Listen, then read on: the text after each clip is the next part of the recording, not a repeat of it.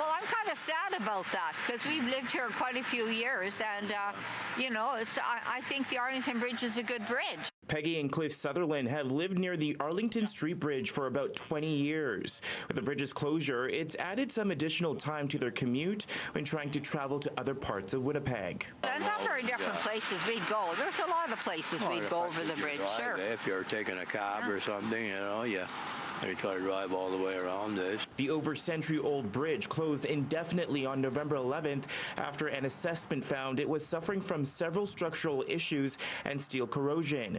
In the city's multi-year budget released Wednesday, it noted due to a lack of money, funding has not been allocated for a new bridge. That news leaving some residents to say, just bull.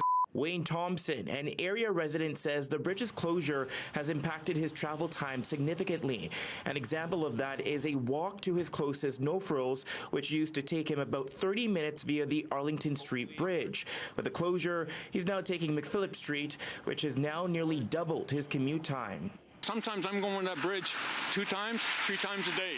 His frustration about the budget not allocating funds for a new bridge is shared by area councillor Ross Eady. There are councillors who do want to see the Arlington Bridge replaced, but the ones who have been in power for decades, because every time it comes up that the Arlington Bridge is going to, they trot out some stupid reason not to do anything, because they don't want to spend money in the inner city and in the north end to replace what we've had for over 100 years. All we're asking is replace it.